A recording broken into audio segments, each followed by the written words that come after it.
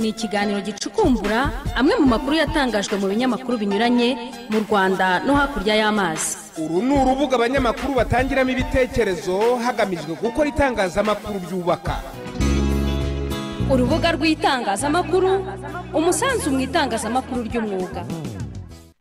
Bifurize icyumweru cyiza abadukurikiye muri zirisiyo za Isango TV no ku maradiyo atandukanye dukorana muri kino kiganiro. Mu kiganiro urubuga rw'itangazamakuru, ikiganiro mutegurirwa n'ishyirahamwe nyarwanda ry'abanyamakuru ARG ufatanye na Institut Panos de Grarake. Muri iki kiganiro kandi muraza no kudukurikirana ku bitangazamakuru bigiye bitandukanye birimo radio Isango Star, ku maradiyo akorana mu mujyi wa Kigali mo Radio Voice of Africa, Authentic Radio, harimo radio Mutima ndetse na Fine FM, ariko mukanda dukurikirana ku maradiyo akorera mu ntara, harimo radio Isangano y'Ikarongi, radio Shingiro y'Igicumbi, radio Izuba mu Burasirazuba, ndetse mukanda dukurikirana kuri Energy Radio hari mu karere ka Musanze. Ndaza kwa ndi Dida sinifashe muri kino kiganiro ndetse na mugenzi wanje Anne Nemis. Anne, wiriwe neza Dida. Icyumweru cyagenze neza cyane. Kirango twadusuza n'abantu bose bavuye gusenga muri uyu mwanya n'abari mu igihe itandukanye, ariko by'umwihariko tunashimira mugenzi wacu muri Valente utubereye ku bugenzuzi bwa kino kiganiro. Turaza kuvuga kuki uyu munsi rero tugiye kuganira ku bijyanye n'imbuga nkoranyambaga. Tugiye kureba ese imbuga nkoranyambaga zikoreshwa zite. Ariko sone murazizi hari abantu ujya bumva bavuga ati ku gitangazamakuru cyabivuze bare bugasanga nuko. Ariko uyu munsi tugiye kureba ese imbuga nkoranyambaga zikora zite, zikwiye kuba zikora zite, ariko se ubundi zitandukanira n'ibitangazamakuru. Yara mu mukanya nubwo narebaga cyane cyane mu bushakashatsi nza gusanga ku isi tumaze kugira imbuga nkoranyambaga 21, ariko wenda ibiro byo mu Rwanda zikoreshwa zishobora kuba zitarenze muri 7 kuko zasanga kenshi cyane ari nka YouTube, usari nka Facebook, usari nka WhatsApp, usari nka Viber, za Instagram, n'uri buryo butandukanye no wasanga bakoresha mu gusangira ibitekerezo. Ariko iyo urebye imikoreshereze yazo nicyo bavugarukaho cyane, uyu munsi kuzitarukana ibitangazamakuru ku baturage biragorana cyane. Hanyuma no kuri twebwe tuzikoresha dute? Ese aho wenda ntabyo dushobora kuzikoresha byatugiraho ingaruka, ariko se kandi nanone igihe ubonye ibintu bitambuka ku mbuga nkoranyambaga ukwiye kubyakira ute? Ni ukuri, ni ibinyoma, urashungura? Ibyo byose nibyo tugiye kugarukaho mu kiganiro. Jewe se biterwa n'igihari. Nuko rero niyo topic cyase neza amatsiko tuza kugenda tuganira, ariko namukaza kujya mu bitekerezo. Turaza ko turi kumwe n'abatumirwa cyane cyane bakurikirana umunsi kundi kubijyanye n'iki kibazo. Turi kumwe n'abatumirwa rero, turi kumwe na Bwana Emmanuel Mugisha, yaje aturutse mu RMC cyangwa se Rwanda Media Commission, akaba ari urwego rw'itangazamakuru ry'igenzura. Mugisha tubahaye ikaze. Mwakoze Anne. Turi kumwe kandi na Joseph Nyiringabo, akaba yaje aturutse muri Rura, afite byinshi ashinzwe harimo ibijyanye no guha impushya ibitangazamakuru ndetse n'ubugenzuzi bwabyo. Joseph, namwe tubahaye ikaze mu kiganiro. Turi kumwe kandi na Richard Iyaremye, akaba yaturutse muri RIB, namwe tubahaye ikaze muri iki kiganiro. Murakoze kuduha ikaze muri iki kiganiro. Reka dore buriya muri Rura kuko nibo bamugani bashinzwe ibi byose no gutanga impushya, niba nizo gukoresha social media bajya bazitanga nabyo tujya tubibaza cyane, ariko bure tuvuze social media, reka dore ku mutumirwa waturutse muri Rura. Joseph, social media tuba dushaka kuvuga ngaha ni izihe? Richard, murakoze cyane, ngira ngo ni n'umwanya mwiza wo kubashimira yuko mwabashije kudutumira mu kiganiro nk'iki gifitiye akamaro abanyarwanda bose. Nkaba numva turi buze kuba tuganira kugira ngo ibibazo Anne yavugaga bize kuba bibona n'ibisubizo cyangwa se bibona n'uburyo abantu babyumvamo. Ariko imbuga nkoranyambaga kuko zakira abantu benshi, kandi mu mwanya mutoya zititaye n'aho umuntu ari. Bivuga ko natanga ubutumwa kuri WhatsApp, umuntu wese ukurikirana cyangwa se ukurikirana ibyo nkora kuri WhatsApp, cyangwa se ufite nk'umufatabuguzi wa WhatsApp akabona amakuru yanjye ntangaje ku kanya atitaye aho ari. Ubwo iyo mvuze gutyo rero bivuga yuko za Facebook, za Twitter zose zigenda muri icyo kintu kimeze nk'aho ari imbuga nkoranyambaga kuko zigomba kwakira abantu benshi cyane, kandi zikaba zakira ubutumwa bwanditse, ubw'amajwi, ubw'amashusho, n'ubundi burenzeho gatoya ku buryo abantu babwakira mu buryo butandukanye, kandi rimwe na rimwe bigeze kubivuga havuga ati umuntu yamenya ko ari ukuri cyangwa atari ukuri, bigoye. Mu by'ukuri muri Rura ntabwo dutanga impushya ku bantu bakoresha imbuga nkoranyambaga. Icyo ni icya mbere. Icya kabiri ni uko imbuga nkoranyambaga ni nk'uko ufata telefone ukakora subscription. Iyo ukoze subscription ntawe ukwiye kumenya ibyo wakoze n'ibanga ryawe. Kuvuga ngo rero ibikuyobora ni wowe mu mutima wawe n'ibyo wakoze n'ibyo ugiye gukora. Numva nabangarukira ngo kubera ko ikiganiro. Yego. Arakoze cyane ati buriya dufite ukuntu dukorana n'ibitangazamakuru ariko akongera ati ntabwo duha impushya imbuga nkoranyambaga. Umuntu ahita yibaza se ubundi imbuga nkoranyambaga ni izihe? Bwana Mugisha mushinzwe muri mu kigo cy'itangazamakuru ry'igenzura cyangwa urwego, ndagira ngo mudufashe kubyumva ubundi imbuga nkoranyambaga ni izihe, hanyuma ibitangazamakuru ni ibi bitandukana bite cyangwa bihurirahe? Urakoze. Kenshi na zose zihura ku ijambo ryitwa media. Iyo twita mainstream media, reka maze nitiza amagambo y'icyongereza kuko niyagerageza kubitandukanya n'ubwo bazita imbuga nkoranyambaga, ariko mu cyongereza usanga bakoresha ijambo social media, hanyuma muri itangazamakuru usanzwe tuzi ibyo bita traditional media bakoresha ijambo mainstream media, ariko byose bira ku ijambo media. Ugiye kubisobanura neza wasanga social media ari nk'igitekerezo cyavutse nyuma yaho tubonye internet, ikaba ifite tekinoloji ishobora gutuma abantu basabana mu buryo bworoheranye aho bari hose, haba mu bitekerezo batanga, haba mu byo baganira. Noneho biza bisanga icyari ryari cyitwa mainstream media cyo mu miterere yacyo cyari gisanzwe ari nk'igikoresho gihereza abanyarwanda amakuru, inyigisho zitandukanye ndetse n'imyidagaduro, ariko bigakorwa mu buryo bwa kinyamwuga. Kinyamwuga ni ikintu ukuvuga ngo niwemera ibitambuka gupfa gutambuka, bigira uburyo bitegurwa. Ni nk'uko umuntu ashobora kujya muri resitora. Iyo ugiye muri resitora usanga hari uwateguye, hari uwatetse ibyo yatetse, hari ubiseriva, hari n'ubirya consuming. So no muri media hari umunyamakuru ujya gutara ya makuru akayazanira editor akayaprocessinga, bakavuga ati ese amakuru koko dukwiye kuyatambutsa ari gishi cy'abanyarwanda, arabahugura iki, ese arabahura ate. Bigakorwa mu buryo biri butume abantu bagira icyo bunguka cyateguwe, noneho bagakonsuming ibintu bizima bifitiye akamaro. Urumva niyo mainstream media, itangazamakuru tuzi rikora.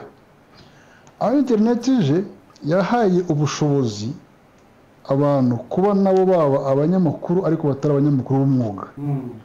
Umuntu agaca kuri accident aho yabereye agafotora, agashyira kuri WhatsApp, agashyira kuri Twitter, agashyira kuri Facebook n'izindi nk'uko wazivuga kare. Ariko nibaza ati ese aya makuru ngiye gutanga, ese akwiye kujya muri public, akwiye kujya muri society, ese nabo yahungabanye, ese nabo yagiriye nabi, sinakwikomera sinyatangi, ese ndamuka nyatanze nkabiryozwa, byagenda biti. Mbese ikuraho icyo kintu cyo gutanga amakuru yagenzuwe, yateguwe. Ari nayo challenge tuvuga uyu munsi wa none. Ni ukuvuga ngo yahaye buri muntu imbaraga internet na social media kuba yategura ibintu akabijyana muri rubanda bakabifata nk'ukuri, ariko kutari ukuri kwimamo. Reka tuvuge dutyo, Murese arabyemerewe gutanga amakuru, kuyatanga. Si ukuvuga ngo arabyemerewe, uba bifitiye ubushobozi akaba yabikora. Kwemerwa ni ikindi kintu, ariko uba bifitiye ubushobozi, afite tool, afite ibikoresho, afite telefone aho ari, afite computer, afite iPad, afite iki, arafoto yanditse ibyanditse abikubisa hariya. So no kuvuga ko kuba afite ibikoresho bimwemerera kandi nta kimubuza kubikora, no kuvuga ko byemerewe. Hanyuma se abo bantu bombi twishyira mu mwanya w'umuntu bakurikira, umuturage uri hariya ubonye ifoto cyangwa ubonye inkuru cyangwa ubonye na video cyangwa n'ibindi, abo bantu mubatandukanya mute muri rura? Mugira ibitangazamakuru muhana impushya, mukagira n'abandi bantu nyine batanga amakuru, ariko yavugaga ati kubikora ni kimwe no kubyemererwa ni ikindi. Mubaha impushya nabo bafite ukuntu bakorana namwe, bigenda gute? Hanyuma muratubwira aho batandukanira rero, wa muturage batandukanya ati. Ibyo murakoze. Reka subize iki kibazo nkoresheje urugero rw'Isango nka televiziyo ya duhostinze uyu munsi. Isango ni igitangazamakuru kizwi mu gihugu kubera ko cyabiherewe uburenganzira bwo gukora. Icyo gihe Isango ushobora gusanga ikeneye yuko igira ibyo bitu niba ari urukuta rwa Twitter cyangwa rwa Facebook ahantu ishobora kuba inyuza andi makuru yayo nk'uko mwavuga yuko muri iki kiganiro kibuze kuba mugikoresha kuri social media zanyu. Ni ukuvuga ngo ubwo icyambere gihari ni uko Isango yahaye uburenganzira yahawe bufite umurongo wiha gukoreramo, ifite ibyo igomba kuzuza, ibyo igomba guha abanyarwanda.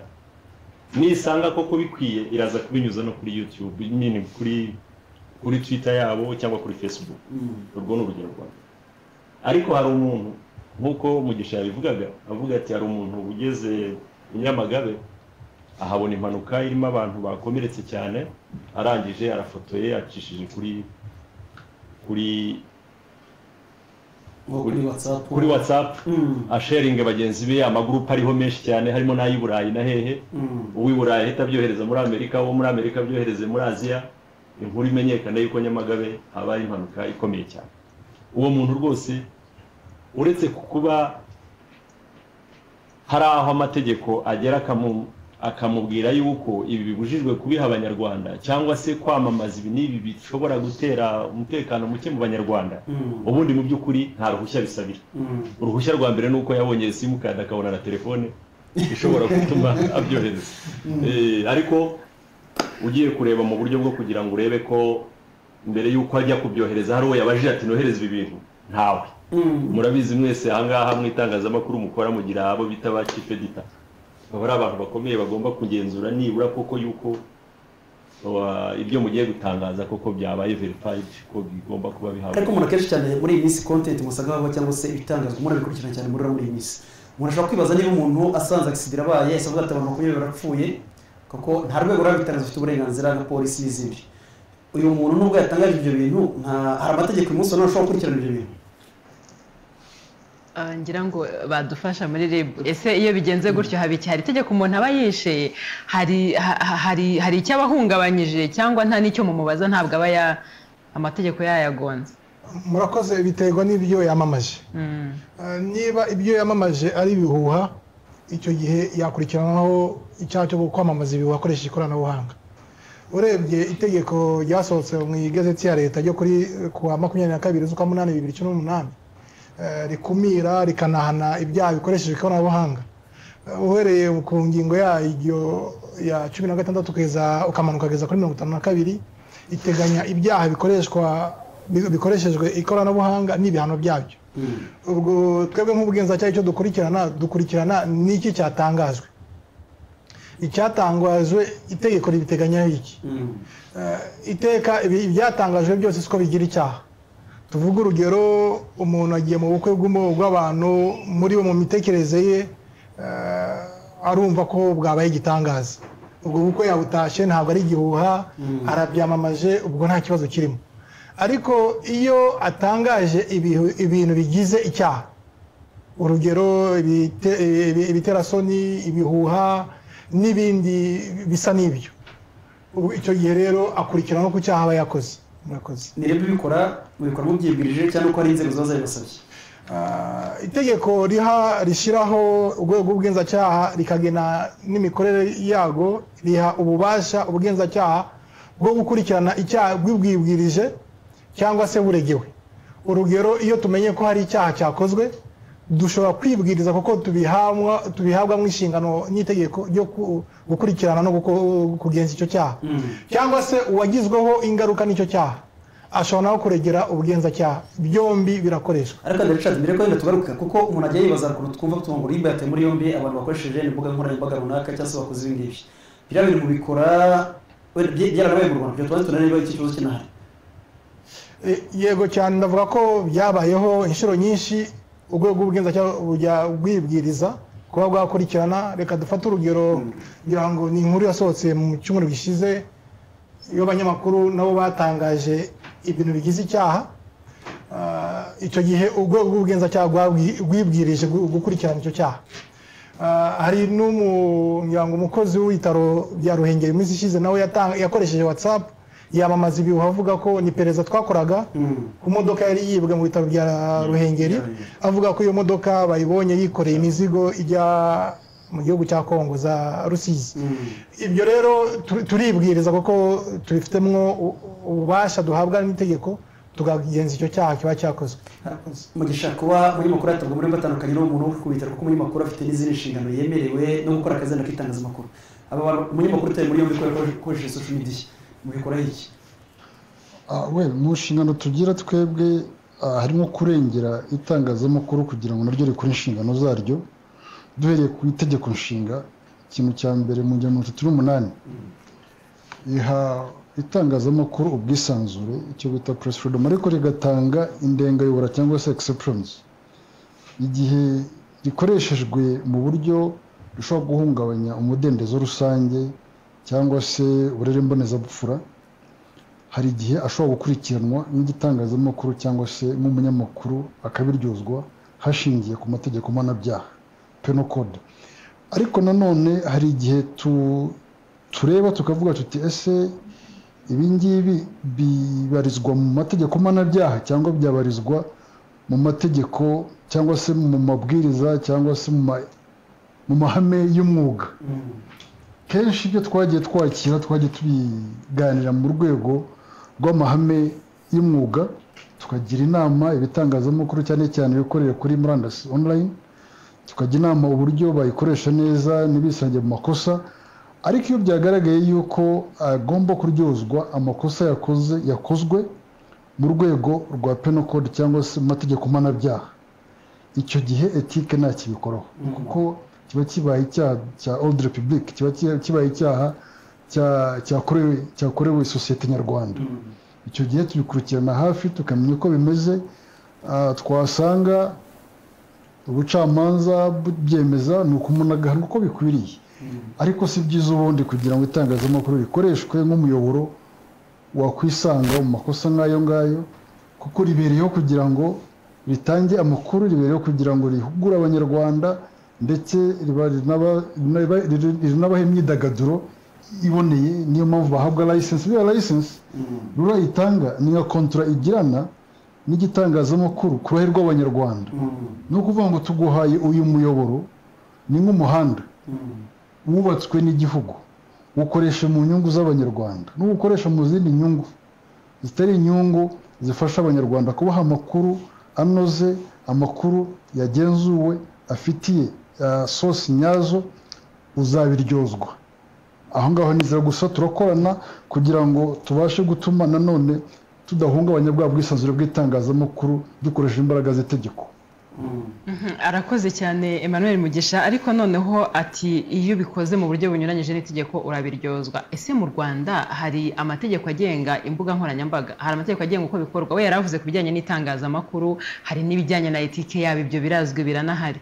Ariko ibijyanye n'imbuga nkoranyambaga hari amategeko abigenga n'imikorere yabyo? Murakoze. Ntabwo navuga ko ari imbuga nkoranyambaga ubwazo nk'ikintu cyihariye, ariko hari itegeko rikumira ndetse rikanahana ibyaha bikoreshejwe ikoranabuhanga, kuko izi mbuga nkoranyambaga ntago zishobora gukoreshwa zidakoreshejwe ikoranabuhanga. Niyo mpamvu itegeko ryashyizweho ryibanda ku gukumira ariko rikanahana ku byaha bikoreshejwe ikoranabuhanga. Tuzi ko izi mbuga zikoreshwa internet. Ntabwo rero hari itegeko ryihariye ku mbuga nkoranyambaga, ahubwo ni itegeko ryihariye ku byerekeye ibyaha bikoreshwa ikoranabuhanga. Ariko ibyo bise bituma nibaza n'iryari se tuvuge ibyaha bikorerwa ku mbuga nkoranyambaga cyangwa se no ku ikoranabuhanga, tujya tubona ahahanwa ibyaha navuga ko bikomeye, wenda abantu bari mu bugambanyi runaka biramenyekanye bari muki. Ariko se iyo umuntu aje nka hano ko mu itangazamakuru ntabwo byemewe kuba wafata nk'umwana wenda wasambanyijwe ugahita umufotora ugahita ukubita hariya. Ariko mu mbuga nkoranyambaga tubona amafoto agenda, tubona amavideo agenda y'abantu barimo kurwana n'ubuzima kubera wenda impanuka cyangwa ikindi kintu, kandi ibyo mu itangazamakuru ubundi ntibyemewe, ariko imbuga nkoranyambaga zirabikwiza. Ibyo bintu murabihana si nabyo? Murakoze. Navuga ko twe ntabwo duhana, ahubwo tugenza ibyaha. Urwego rw'ubugenzacyaha ntabwo ruhana, rugenza ibyaha. Ibyaha cyangwa ntabwo ari ibyaha? Nibyo nashaka kugira ngo nsobanure. Ikintu cyitwa icyaha kuko giteganywa itegeko yabyise ko ari icyaha. Ibintu byose bigaragarira amaso cyangwa se mu myumvire y'umuntu yumva ko bihabanye n'umucyo ntabwo byose byitwa icyaha. Igikorwa cyitwa icyaha kuko cyateganyijwe n'itegeko ko ari icyaha. Tugaruke ku mbuga nkoranyambaga. Wari uvuze ngo mukurikirana cyangwa se mugenza ibyaha byitwa ko bikomakomeye. Navuga ko atari byo kuko icyaha kiri mu byiciro bitatu. Hari ibyaha navuga ko ari ibyaha bito, hakaba ibyaha bikomeye n'ibyaha by'ubugome. Impamvu biri mu byiciro bishyirwa mu byiciro bitewe n'ibihano byabyo n'uburemere bwabyo. Kuva ku byaha bito kugeza ku byaha by'ubugome byose urwego rw'ubugenzacyaha rurabigenza. Byaba byakozwe hadakoreshejwe imbuga nkoranyambaga cyangwa se byakoreshejwe imbuga nkoranyambaga. Wari utanze urugero, umuntu araje arafotoye. Nimba umuntu agufotoye akamamaza ifoto yawe nangwa se amajwi yawe mutabyumvikanyeho, nsubiremo ko hari ibyaha bimwe bijyanye n'imibereho bwite y'umuntu, privacy. Iyo utabiregeye urwego rw'ubugenzacyaha ntirufite ububasha bwo kubigenza kuko bisa naho uba wabyemeye. Tuvuge ubugewe nje nkagufotora undeba, ndi kugufotora nkabyamamaza ntugire icyo bikoraho. Mu yandi magambo ubusa naho wemeranyijwe n'uwabikoze. Icyo gihe kubera ko bireba imibereho bwite yawe, niwe ugomba gutera intambwe ya mbere mu kubiregera kugira ngo bigenzwe. Uko niko itegeko yabiteganyije ko ibyaha. Wenda tukiri aho ngaho nagira ngo wenda tuvaneho tubisobanukirwe neza. Ni ryari izo mbuga nkoranyambaga ibyo zikoze? Ni nazo turimo kugarukaho cyane kuri internet. Ni byinshi twirimise ku mbuga nkoranyambaga kugira n'abantu badukurikiye cyane ko ari wenda ihangane gato cyane ko icyo ni ikibazo gikomereye isi, si n'u Rwanda gusa. Imbuga nkoranyambaga n'imikoreshereze yazo ni icyaha kiremereye isi. Tugitegura iki kiganiro twisaba kumenya ese ni ryari abakoresha izi mbuga baba baguye mu cyaha, ni ryari baba bakoze barenze ku mategeko. Ndagira ngo muduhe nk'ingero cyangwa mwenemere n'itegeko icyo rivuga ku bijyanye n'iyo mikoreshereze yaba kuri internet, ariko tugaruka cyane ku mbuga nkoranyambaga. Reka nangwe ingero cyane zigaruka ku mbuga nkoranyambaga. Tuvuge abantu bakorezanya amafoto y'urukozasoni, bamwe bakayasharinga ku mbuga bahuriyeho, bikarenga kuri izo mbuga bikajya no mu zindi mbuga. Icyo gihe uba urimo kwamamaza amafoto y'urukozasoni, ni icyaha. Urundi rugero, abantu uzi ko ibyo urimo koherezanya n'abandi ari ibihuha. Ibihuha bishobora kugira ingaruka ku bandi cyangwa se ingaruka ku mutekano. Ubwo ni ukwamamaza impuha ukoresheje imbuga nkoranyambaga. Hari n'abandi biyitirira umwirondoro. Uno munsi nkaba nzi ko umunyamakuru runaka kubera ko ari icyamamare azwi, narangiza nyafungura account, sinzi uko nayita mu Kinyarwanda, nyitirira amazina ye, nyitirira umwirondoro we. Ibyo ni icyaha umuntu aba yakoze, ni ukwitirira umwirondoro wundi. Ibyaha ni byinshi. Tukiraho rero kwizongera muduhaye mubikurikirana muti. Dufashe nk'urugero rw'icyo muhereyeho musorejeho. Cyo kubona ukabona umuntu yiyise Emmanuel Mugisha yanditse email atabaza ko yagize ikibazo gikomeye, akandikira inshuti ze. Hari n'abayatanga bavuga ati Mugisha tuziranye yagize ikibazo, ubwo mufashe urugero kuko ari hano. Hari n'icyo usanga umuntu yise perezida cyangwa twumvise n'abiyita abantu bakomeye hano, hanyuma nkavuga nti ese mubikurikirana muti? Umuntu ari mu Rwanda cyangwa ari hanze yarwo mubakurikirana kimwe, mubigenza muti, mukorana muti? Nk'uko twatangiye tubivuga nuko izi mbuga nkoranyambaga zikoresha itumanaho rya internet ikagira umwihariko kuko buri umwe wese aba afite, ndavuga bitewe n'icyo wakoresheje, navuga ngo IP address. Umuntu ashobora gukurikirana akamenya ngo imashini yakoreshejwe n'iyi, cyangwa se reka dukoreshe telefone abantu bakoresha, nimero ibaruye kuri kanaka. Ubwo rero byorohera ubugenzacyaha mu gukusanya ibimenyetso biganisha mu gukora amaperereza yo kugenza ibyo byaha. Twari dutanze urugero rw'aho abantu biyitirira imyirondoro itari yabo. Umuntu kugira ngo afungure umwirondoro, tuvuge yewe no munsi mfunguye account tuvuge ya Instagram nangwa se urundi rubuga nkoranyambaga, nuko aba ari jewe. Icyo gihe rero undi muntu wanyitirira mfite ubwo burenganzira bwo kugana urwego rw'ubugenzacyaha nkatanga ikirego ko ari umuntu wanyitiriye ku mbuga nkoranyambaga. Icyo gihe rero hashakishwa wa wundi.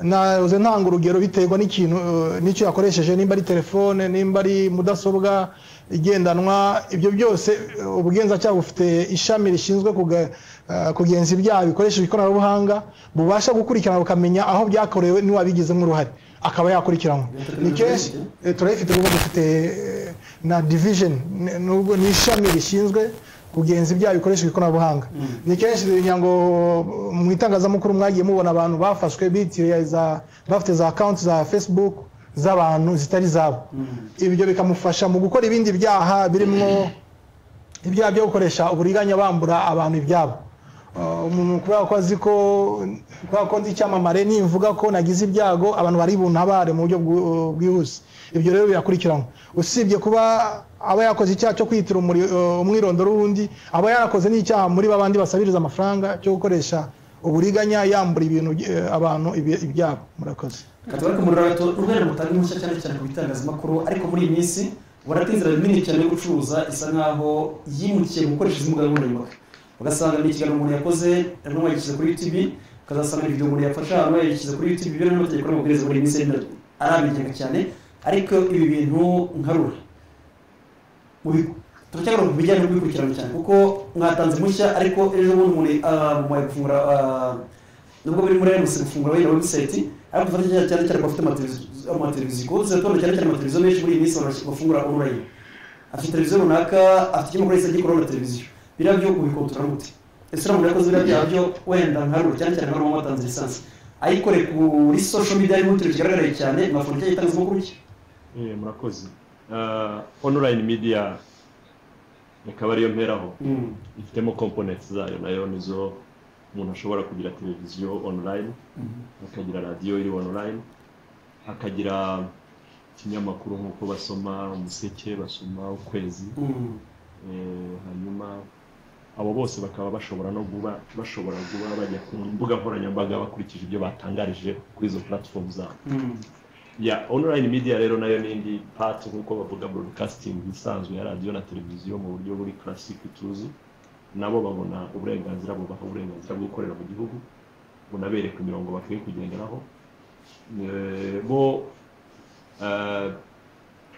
tubafata ko ni nka media house ni igitangazamakuru ntabwo ari umuntu ntabwo ari n'ifasha wayo wafunguye social media ariko ni igitangazamakuru cyitwa gutya dufata ko umuntu yavuze ati funguye igihe TV abisabira uburenganzira abisabira uburenganzira cyane bafite lisansi yacu n'igihe n'abandi bafite online bari bafungura yes icyo ni ikibazo gikomeye cyane turi muri campaign yo kubumvisha yuko atari ibintu umuntu yicara mu rugo ngo afungure kubera ko agiye kubitangariza abanyarwanda ariko baracyatugora kubera iki kubera yuko batangiye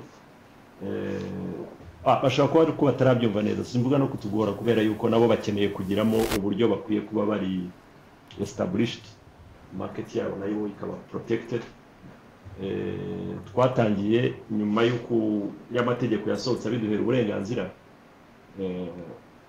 bituma dutangira nyuma y'uko bo bari bariho ni nk'uko bavuga ngo umuntu yari asanzwe kuri market none ndashaka kugira ngo muhe uburenganzira kandi asanzwe kuri market aho biba bigoye cyaka kugira ngo mugende muganira kugira ngo numve n'impamvu niyo nzira turimo abenshi baraje tumaze kugira nk'abantu bafite ibitangazamakuru online banyura muri RMC bakaza ariko lisansi akaba ariko tuzibaha tumaze kugira nk'abantu nka 80 baba ari abafite ibitangazamakuru ibyo navuze byandika bafite amaradiyo online abafite amateleviziyo online ariko still nabo ugasanga hariho isoko irasa naho rikiba social media turaza kwagera ngo kuko ngenda kibaza gufungura ibitangazamakuru biri online kuko uyu munsi wa none mu ndabiko mu gitondo rwati yewe natangiye ikinyamakuru ku miseke na radio yacyo na televiziyo yacyo rwose birakorwa cyane ukazasanga rimwe na rimwe control yacyo aho ngaho byakumvikana control yacyo ariko none ko bafata YouTube kuko YouTube ifite email no gufungura YouTube national n'ibindi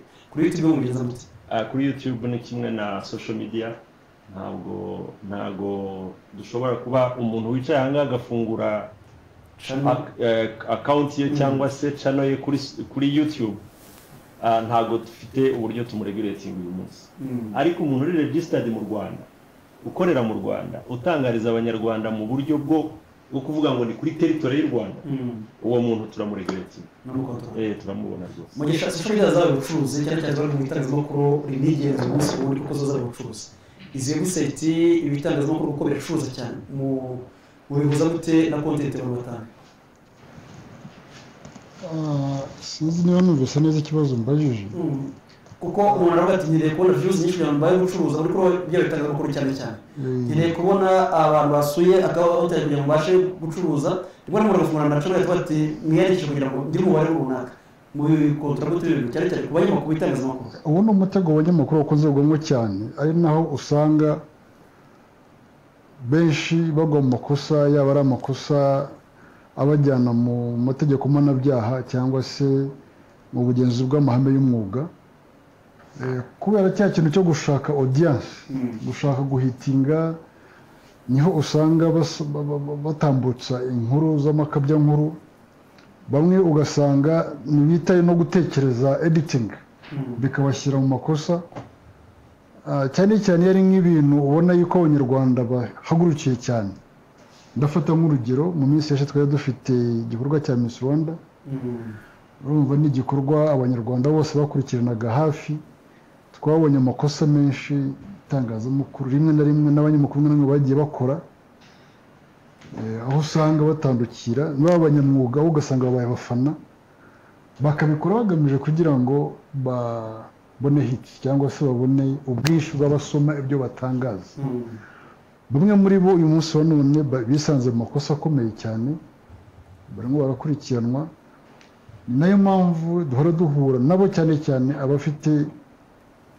abafite iyo presence kuri online kuko niho tubona ikibazo gikomeye cyane nka televiziyo radiyo baracyakoresha system yo kugenzura ibigiye gutambuka bakabikurikirana ariko kubera iyi online media yenda kumera nka social media iri instant we yavuze ati ninambutse ikintu ndabona 3,000 bagikurikiye website irabikoze iki ibonye umubare w'abantu biyongera najya kwamamaza abwira MTN ati mume ibiraka ibi n'ibi bazavuga bati audience ufite ni iyi aha na YouTube noneho hari ukuntu yabizanye iyo ukoze aka video ngira ngo bagejeje mu bihumbi 10 by'abantu ngira ngo babahereza niba $1 rimwe so yageze 10,000 ukuntu batangira kugenda bayibara kuko ushobora gusanga umuntu akora 5,000-6,000 ku kwezi ahawe na YouTube dufite request nyinshi cyane z'abantu baza kudusaba kubera ko byagaragaye ko ari byo soko barimo bakwiyetinga byihuse cyane kandi ni nabyiza yuko batangira kugeneratinga from their content ariko bikwiye kuba kinyamwuga ahangaha ndagira ngo nishyire mu mwanya w'umuntu udukurikiye cyangwa se unakurikira ibindi bitangazamakuru cyangwa se izo mbuga nkoranyambaga turimo kuvuga cyangwa n'izo cana abantu bafungura kugira ngo babashe gucuruza cyangwa no gutangaza amakuru bafite uyu munsi umuturage wibereye ahantu runaka azabwirwa n'iki ko ibi bintu ari ukuri cyangwa atari ukuri cyane ko ribo bavugaga bati uyu muntu utangaza ibihuha arakurikiranwa ariko giye nk'umuturage wibereye ahantu niviriye mu murima cyangwa mu nka zanjye ndicaye kuko mfite iyo telefone ibinyemerera ntangiye kureba ibyiriwe bivugwa mbonye sinzi abantu 10 bapfuye tufata urugero mu mpanuka hanyuma mu kanya gato abashinzwe kubitangaza batari ko hapfuye abantu 3 giye nk'umuturage wibereye hariya hasi ntabwo munkize mu kintu nakwita nka dilema nzamenya nte niba ibi bintu nabonye ni ukuri si ibintu abantu batangaza mbese ubwo tuvuge wa muntu konsoma ibyo bintu ntabwo ari expose cyangwa se ari ahantu ibintu byose bimugwa hejuru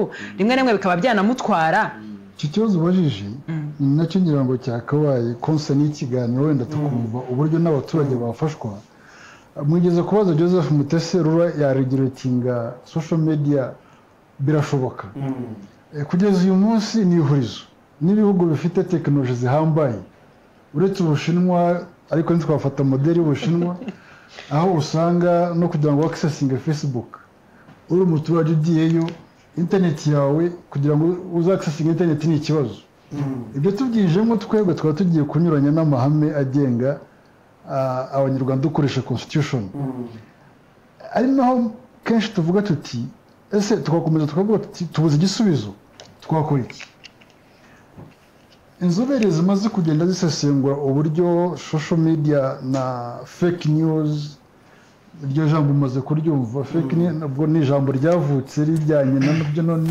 n'ibyo ruvuze ibihuha abantu bakabifata nk'ukuri hageze igihe cyaho dushyira imbaraga mu cyo twita media literacy kuko internet ije twihutiye kureba ibyiza byayo turabyishimira turabyakira ariko ibi byayo bidufata biratwambushinga bidufata tutiteguye bituma noneho tugiye kuba reactive kugira ngo turebe ukuntu tubimanaginga aho kugira ngo tube active niba nakoresha ayo magambo guhangana nabyo rero mu bimwe muri zimwe mu nzira zirimo gukoreshwa kugira ngo abantu bahangane na side mbi ya internet ya social media YouTube n'izindi nk'izo cyo guhereza abantu ibihuha ndaguha nk'urugero mu minsi yashize Tanzania cyagiye hazaga imiyaga yo mu mazi za tornadoes n'izindi hari watambukije igihe avuga ngo byagaragayeho ngo hari umuyaga ugiye kuza ugakubita coast ya Dar es Salaam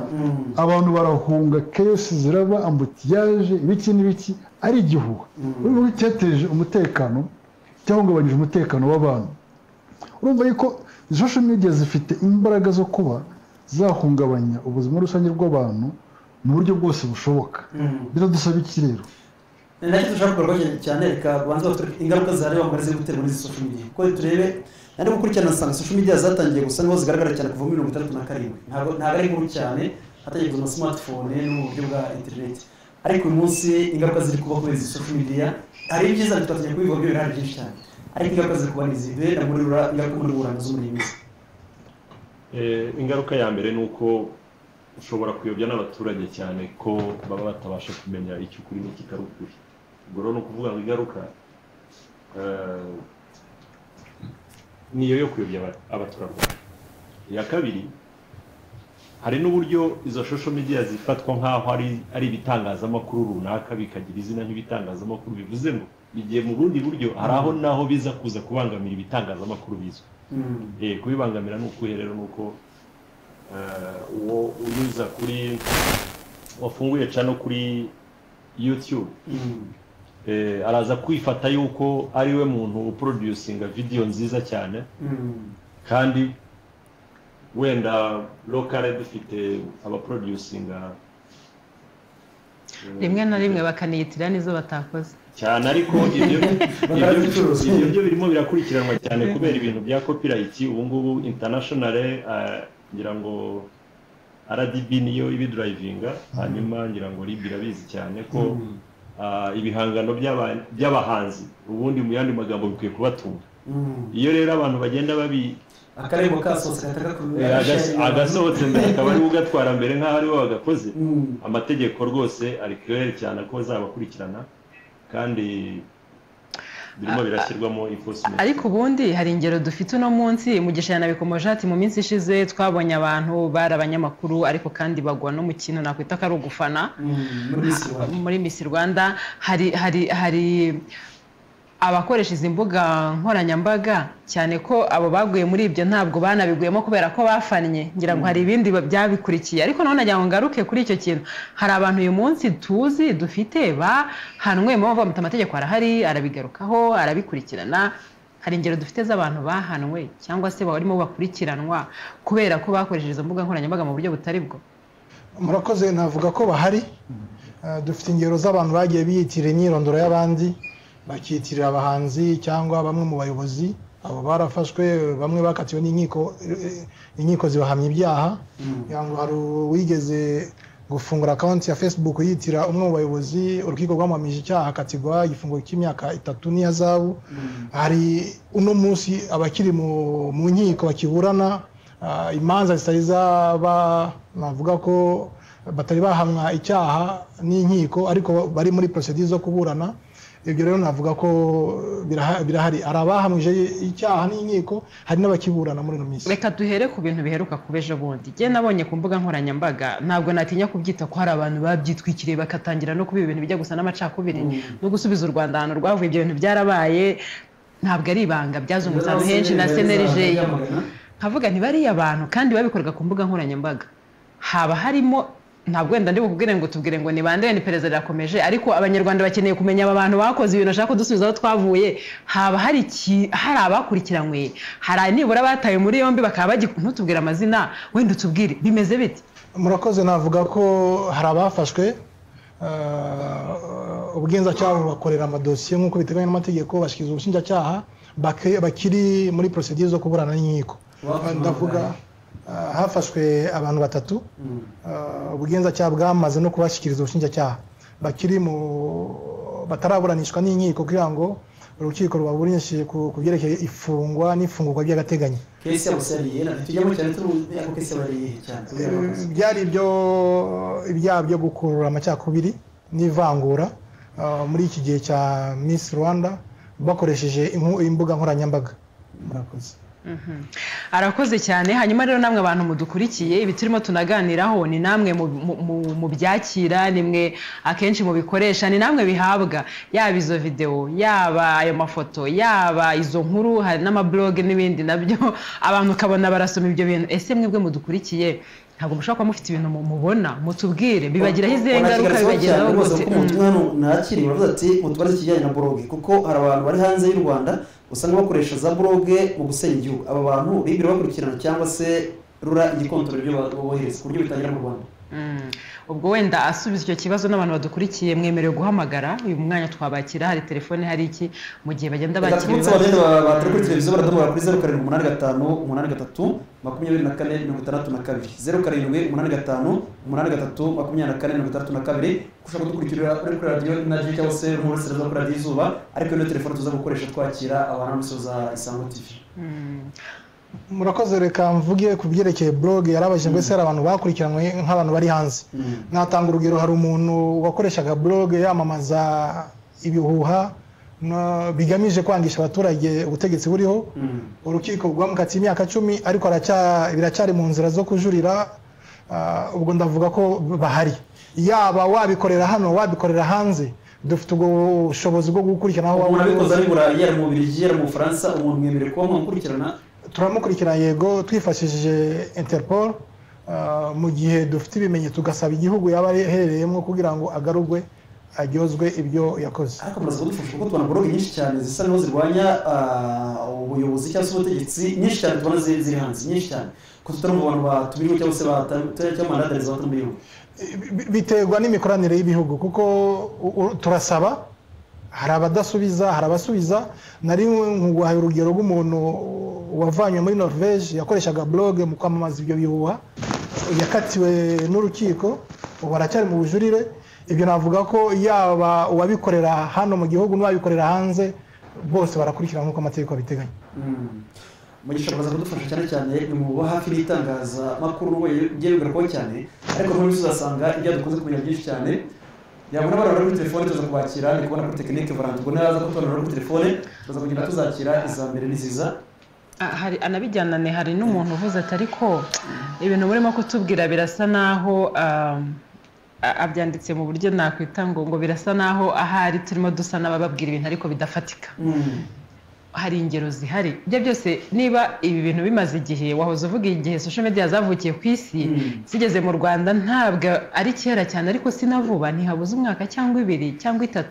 muri iki gihe nta muntu wahamwe n'icyaha cyo gukoresha ibyo bintu uyu munsi ushobora no gusanga erega buriya biroroshye ko naba mfite nka channel ya YouTube gashyiraho ibintu noneho kuri YouTube yanjye nahanwa abantu bakajya bakomeza bakaza bakabireba wenda niba atari hano bampaye uburenganzira bwo gukora bizagumaho nubwo nta bindi bishya nzashyira ariko abantu bazakomeza bikurikirana dukeneye kumenya ingero zifatika hari umuntu witwa Anne wahamwe n'iki cyaha uyu munsi bakavuga ati ariko Anne nubwo muyabona ibintu yashyize hariya mumenye ngo ibintu ashyiraho buriya sasa twari kwa nyuma hanyuma makuru musano dore ko afite itangazamakuru bazize social media barahari biraterwa no kuzira icyo uvuga niba ari mu mategeko mpanabyaha cyangwa se mu buryo barabikoresha mu buryo butari bwo wenda bwo kuyobya rubanda babeshya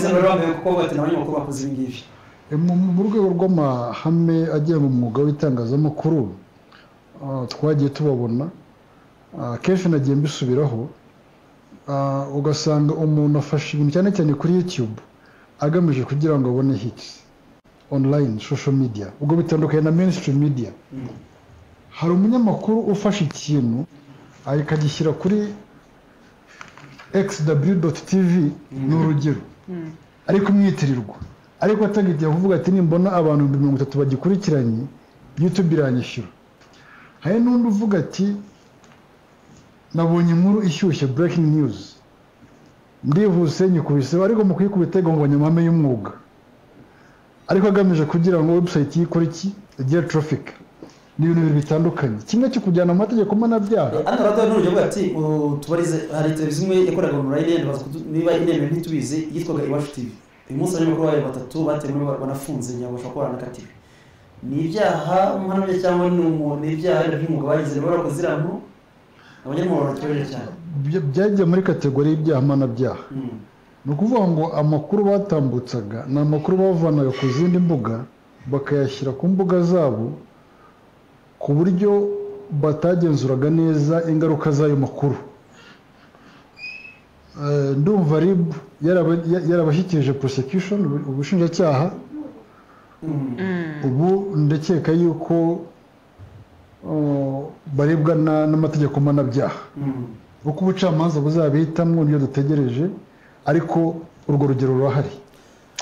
Hanyuma turashaka kuri telefone abantu batara kuri telefone ariko muza kwikoreshwa ry'imbuga nkoranyambaga kugira ngo turi kumaze kubasubiza murazikoresha umunsi wundi ariko zishobora kugira ingaruka cyangwa ikike twakira abantu. Allo Miro neza ni Sam muri kuvugana inde Sam uragana he ndi hano Nyabugogo ndabakurikiye kuri televiziyo. Yego Sam icyo kiganiro ni cyiza rwose ndabona ari cyiza cyane ndagikurikiye ako nabazaga umuntu ukuriye RIB yego namubazaga ikibazo cya mbere se kuri social media ko ari abantu bakunda kuyitirira bakandika amagambo asebanya niriye tegeko rihana nk'uwo muntu ese bamufata gute cyangwa se babwirwa n'iki ko uwo muntu yarenganye banditse nk'ibintu kuri blog ye basebanya bamufata gute niriye tegeko ryamuhana cyangwa se n'ikindi ikindi nabazaga ngo buri karere kose harimo ishami rya RIB buri karere kose harimo ishami rya RIB umuntu yageraho akabona ishami rya RIB aradusubiza murakoze. hanyuma se wowe ntukoresha imbuga nkoranyambaga uzibona ute se tubwire wowe igitekerezo cyawe. igihe igitekerezo mbona ndabona ikintu cya mbere bagomba kureba no gusa internet byo ibiteje ikibazo akenshi gusa ndabona bashyiraho nka limite y'ukuntu umuntu yajya akoresha internet ku buryo atari buri wese wajya yasesingaho mbona icyo gitekerezo bababuza kujya mukoresha internet ku buryo bashobora kuvuga ati nimba ari veni cyangwa trani umuntu ukoresheje internet bayamuceho kugira ngo abantu benshi bakunda gupostingaho ibintu ubona bitajyanye rwose kandi bitari byiza. kuki mutazikoresha ibyiza se umuhana makuru ariko yubaka nicyo cya kibazo nyine cya internet buriya ni global ntabwo ushobora kuvuga ngo uralimita umuntu ku kintu runaka ariko numvaho nk'abantu bakozi bashinzwe itumanaho mu gihugu cyacu mvuga bashyiraho nk'ikintu ku buryo umuntu wese wapostinga ibintu bitari byiza cyangwa se bibi yahanwa n'itegeko hanyuma bakazajya banabigaragaza cyane bakazamuka mu itumanaho cyane ku buryo bashaka abatekinisiye barenzeho ku buryo bajya bamenya ngo uwo muntu ari hehe aherereye hehe nk'uko tubona mu bindi bihugu byateye imbere bigenda. Murakoze cyane. Sawa murakoze. Hari undi wambwiye hari undi umbwiye ati anembariza uwo muntu wo muri RIB uko akenshi muri accident hari ubwo polisi itangaza umubare unyuranyije n'uwo ababonye impanuka batangaje kandi byatugezeho ati nk'ubwo ngubwo umuturage wifone abantu umubare runaka witabye Imana hanyuma tukaza kubona undi mubare unyuranye nawo bazamufata nk'uwakwije igihuha kandi yarahibereye abibonye bizagenda gute bijya bibaho ibyo bintu cyane barasubiza rimwe ariko hari n'abari kuri telefone tubakiriye rimwe duca no mu butumwa bugiye butandukanye ati zasumiriwe mutubarize comment zandika kuri website amategeko zivuga iki twakira umuntu. Allo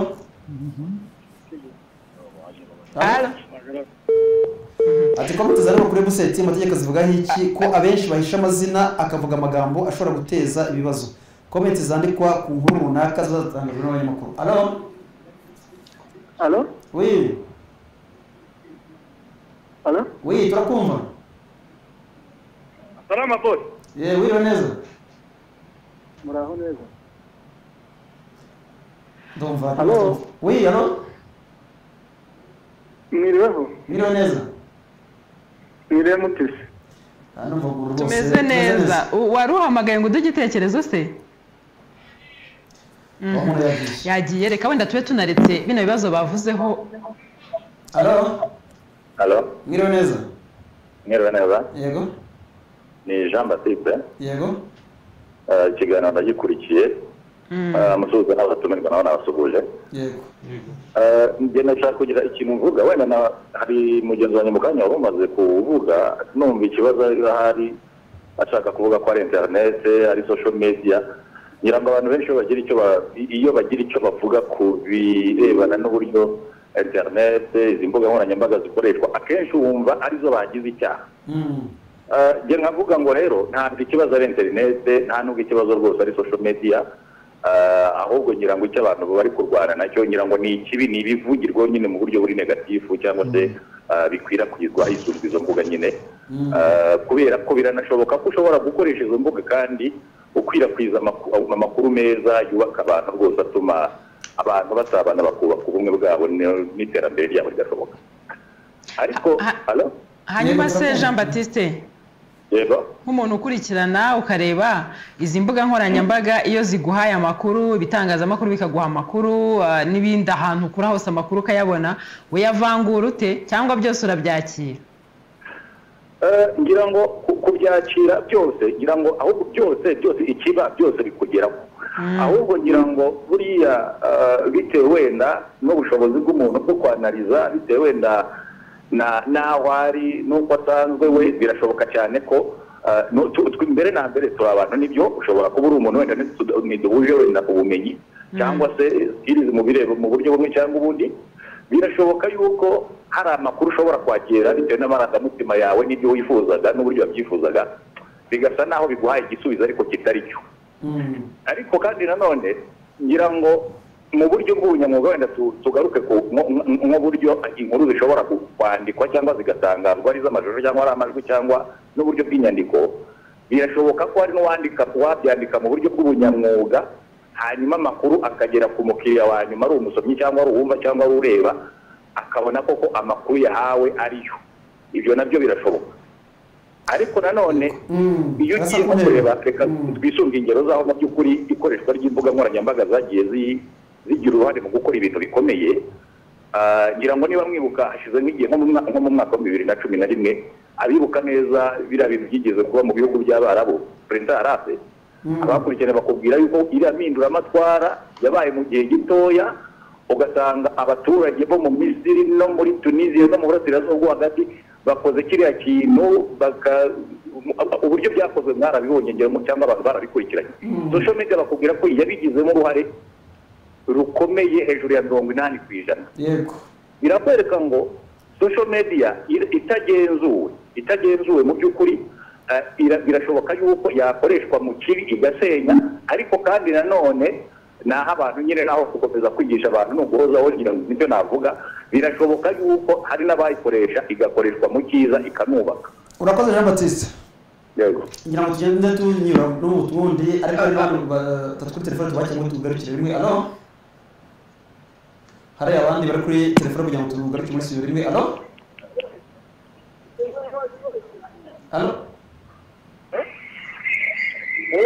Mwiriwe neza. Ndumva tutari kumwakira neza, ubwo dusigaje wenda kuri tekinike babe bihanganye gato, iyo niba iriho turayakira, ariko babe baretse izindi kugira ngo ibibazo bitatubana byinshi bakire biducika. Hello, mwiriwe neza. Mwiriweho. Mwiriwe neza. Yego, ninde uragana he? Isango Star. Yego, witwa nde? Nitwa Emmanuel Mperere Kicukiro. Yego Emmanuel. Nakurikiranye Isango Star, ndayikunda mugira ibiganiro byiza. Igitekerezo? Ibiganiro byubaka twese. Igitekerezo cyanjye kuri social media, ikibazo ntabwo ari interineti. Interineti ni nziza kandi tuyikoresha mu bintu byinshi bidufasha kwihutisha iterambere ryacu n'igihugu, ariko icyo nashaka kuvuga, social media ziraducanga cyane kuri YouTube. YouTube impamvu abanyarwanda ziducanga, ufungura YouTube ukasanga ari inkuru nyinshi, ari izivuga ukuri n'izitari ukuri, tukayoba gucangura iyo ukuri ni iyihe cyangwa se y'igihuha ni iyihe. none iyo bacanze mukora iki? Iyo bacanze mukora iki? Kuko namurumva ko ari byo umuntu akorana ibihugu, mukora iki? Akenshi na kenshi hari inkuru ureba nk'umuntu intellectuel ugasoma ukavuga ati icyakora iyi nkuru ntabwo ari iyo. Kuki muzisharinga sanze atarizo? Kuki muhita muzisharinga musanze atarizo? Cyane buriya buri muntu wese agira ukuntu areba agasoma title y'ikintu, ukabasha kuvuga uti yenda iyi nkuru niyo cyangwa si yo. Gusa ngewe icyo nkora ngewe cyane cyane ngewe inkuru nziza nyikura, inkuru nzima nyikura kuri Kigali Today. Iyo nshaka gusoma amakuru yizewe Kigali Today buriya no iyo nkibonye amakuru sawa zigiye gusoza ku musozo. urakoze cyane nkuru nziza. Abandi bantu turaza kwakira raundi ya kabiri mu kanya baratuba twihanganiye. Hari umuntu wabajije byinshi agira n'ibyo agarukaho, ariko twajya turi mu butumwa tunyuremo kugira ngo bakore comment rimwe. Yavuze ati mutubarize RMC na RURA itandukaniro riri hagati y'igitangazamakuru urubuga n'umuntu unyujije igitekerezo kuri urwo rubuga ku giti cye. Itandukaniro hagati y'igitangazamakuru n'umuntu unyujijeho igitekerezo ku rubuga rwe n'igitekerezo cyo bwite ku gitangazamakuru.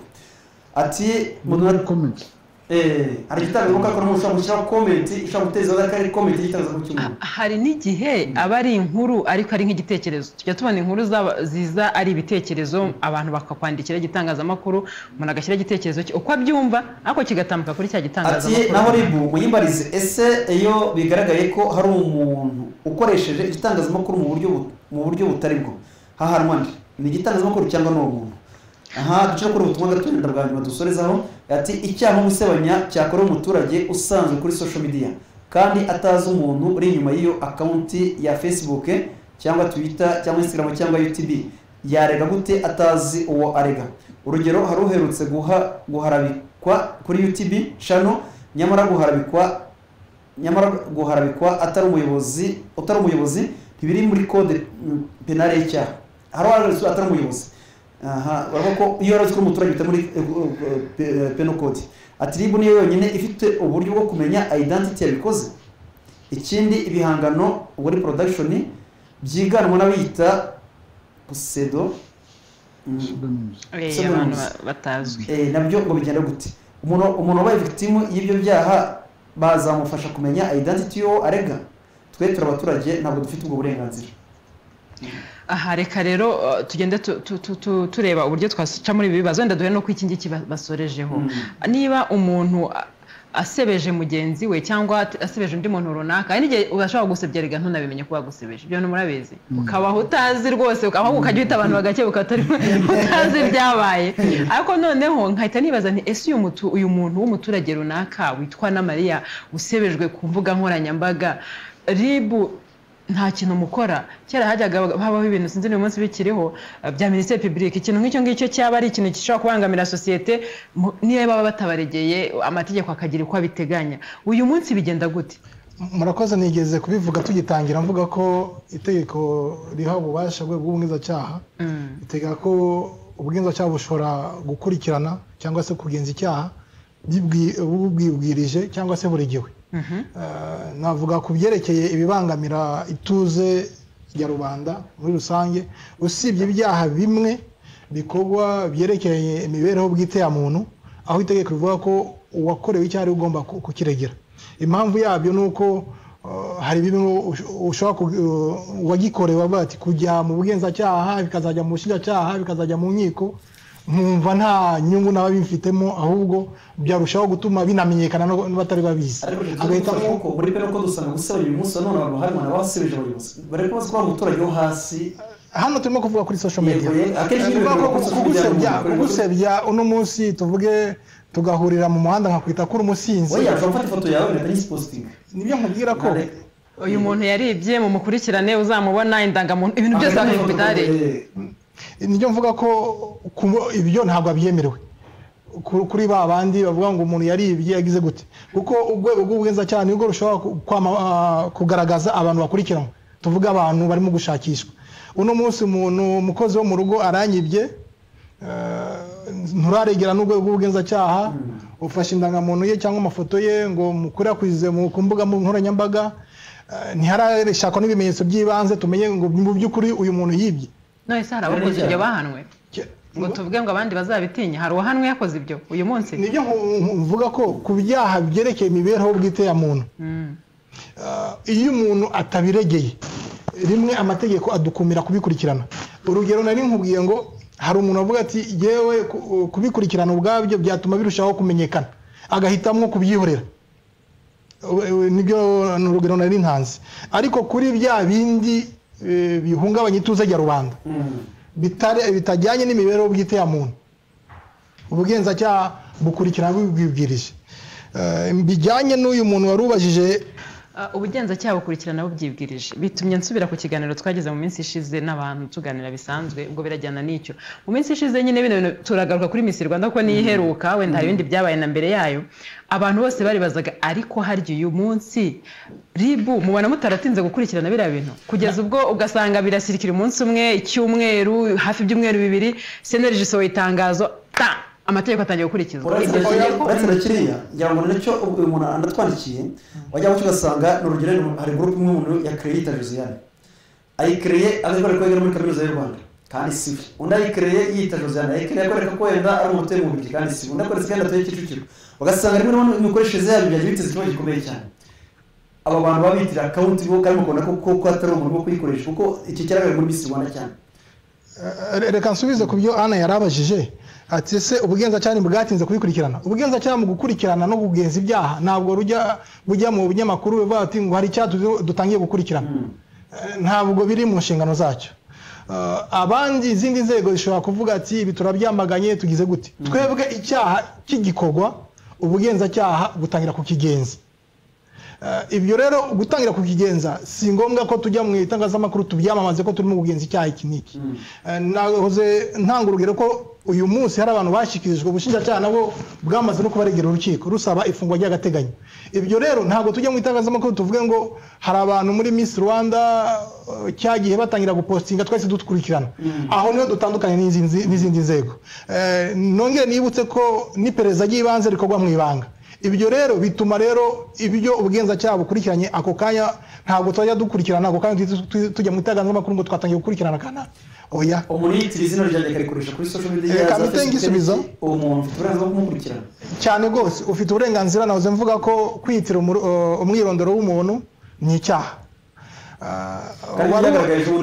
iyo bigaragaye rero uwitiriwe umwirondoro niwe ubiregera kuko uno munsi ushobora kumbwira ati yewe ntabwo ndi buboneke cyangwa se nta telefone mfite mfungurira account ubugenzacyaha ntabwo buzibwiriza bumenye ngo account ni kanaka wasabye ko bamufungurira amazina ye kuko nabyo birashoboka hari abantu bamanaginga social media z'abandi bitewe nuko babyumvikanyeho ariko nanone iyo umuntu yakwitiriye umwirondoro kuri social media ni icyaha gikurikirana n'amategeko hari ikintu nande wabajije ariko mbonye no mu rukiko rutso cyane ngo ko tujya dukunda kubona kenshi cyane abakozi bo mu rugo umuntu agatashanga ifoto yabo abantu tuzatubabona tujye tubabaregera cyane kuko abenshi ariyo bikora urabona no mu baturutse cyangwa narangisha umuntu kugerageza cyane mu cyangwa kenshi cyane bigaragara ko bakoze ibyaha biri mu rugo cyo mu karitsiye aba bantu bikora umuntu muturage no guhita biregera murakoze naze mvuga ko ku byaha bijyanye n'imibereho bwite ya muntu uwakorewe icyaha niwo ukiregera tuvuge sinzi uburyo nabisobanura tuvuge umuntu abonye mbere ntabwo bya umuntu wo ku ruhande yari yemeye kubiregera umuntu umugabo n'umugore yanyuze mu mujyi ko umuntu yasa mufotora yasa bisharinga dore birakorwa cyane nibyo mvuga ko umuntu byagizeho ingaruka kubera ko byinjira mu mibereho bwite ye niwe ubiregera kuko ashobora kuvuga ati nemeranya n'umuntu wamfotoye kuko arimo kumunkorera publicité wenda urugero nimba ari umudamu wambaye mini ukamufotora ukabyamamaza wenda akabyishimira ubwo rero ubwo cyane ntago gwahita gwiruka kujya kubigenza ariko iyo abantu baganira kenshi hari n'igihe havamo n'ibintu byaba nk'ibyifuzo hari igihe njye nakunze kwicara hano impamvu n'iki kiganiro tugitegura twishyize mu mwanya w'umuturage je ane bibereye ahantu runaka kubona ifoto ya Didas bavuga ko yibyo wenda Didas muzi ni ikibazo quartier yose itimenya ngo wa mungu kwa kana kagiye Kigali burya n'umujura urumva quartier yose imutakariza ikizere kandi ibyo biranaba cyane ariko noneho wenda ashobora kuba yibye koko kimwe nuko ashobora kuba atanibye ashobora kukwanga nkaca hariya nkafata ifoto biroroshye nkayikora uko nshaka nkakwandika ibyo nshaka uyu munsi si wenda ntibiri bubihame ariko numva mukwiye kuzabitekereza mukagarira nakuri akuntu bakora amategeko mukareba kuko ni icyaha gikwiye ubundi cyagombye kuba kiri mu byaha bibangamiye rubanda bitareba umuntu ku giti cye kubera ko bihera kuri Anne wasebye bikajya ku rwego rw'ahantu akorera bikajya iwabo havuka bikazashituka byarabaye ikintu kinini cyane nkavuga ntibikwiye kurenga ko je nazajya kurega ahubwo bikaba nk'icyaha cyabangamira societe muri rusange icyo nakongeraho nuko twemera kwakira usibe kuba twakwibwiriza cyangwa se kuregerwa twemera no kwakira amakuru avuye ku bandi bantu batagizweho ingaruka n'icyo cyaha uko bigenda rero tuvuge umenye umuturanyi wawe ko wamwamamaje yuko ari umujura atari umujura utanga ayo makuru kuko uri umutangabuhamya kuko abatangabuhamya twakira amakuru yabo ku byaha ibyo aribyo byose icyo dukora rero ni ugushaka nyir'ubwite kuko ariko bikoze ku bindi arimo uwareze SMS bati hari ifoto yize gucara n'umukobwa bafotoye yasinze ari inyuma y'umutare irafoto mwize mubikurikirana ko yabangamiye abantu benshi byarakurikiranywe ngira ngo RMC irabizi byarakurikiranywe bifite uburyo byakurikiranywe sinatanga mvuga ngo ni uwitwa kanaka wabikoze kuko narahamwe n'icyaha aracyari umwere imbere y'amategeko ariko byarakurikiranywe yaba uriya wafotowe yabo wafotowe yaramenyekanye ubugenzacyaha bwarabikurikiranye ihangane gato hari ikintu yarimo avuga ngo icyo gihe avuga ngo abantu batanga amakuru y'ubuhamya ahantu mwari mugeze bigenda gute se nibyo nari mvuze ko ubugenzacyaha bushobora kwibwiriza cyangwa se bukaregegwa ku muntu wakorewe icyaha cyangwa se bukakira amakuru kuba ari we wese wamenye icyaha cyakozwe wari utanze urugero kuri abantu bagenda bamamaza abantu bavuga ko yabibye yagize gute wenda atari nabyo cyangwa yapfuye kandi ari muzima nuko ko uwo ari we wese ashobora gutanga amakuru mu ubugenzacyaha bufite inshingano zo kugenzura bukagenza icyo cyaha bukareba niba koko byarabayeho uvuga ngo undi muntu rero utari mu baharabitswe ashobora gutanga amakuru uwo ari we wese ashobora gutanga aya makuru kavuye kumugisha icyo bagarutse cy'inkuru zitangazwa turabibona ariko azasanga muri za comment ziri hasi rimwe rimwe abantu bazikoresheje mu nyungu zabo cyangwa se mu guharabika cyangwa mu gusenya n'ibindi ariko inkuru nta kibazo ifite ariko wayishyize hasi ati inkuru yavuze iki nibi ugasanga arimo ibintu byinshi cyane hari n'abantu bivugira bati jye sinsoma inkuru nsoma comment niba inkuru cyane birazwi kandi biriho gusa responsibility bishyira kuri nyiri igitangazamakuru cyangwa se editor niwe responsibility ijyaho nubwo nawe usanga kenshi bigoye kuko katuvuge nicyo twavuze internet yahaye ubushobozi abantu burenze igenzura burenze imbaraga zo kugenzura nibyo mvuga nyine ni ubwisanzure ariko ubwisanzure bwose bukoresha mu buryo buri responsible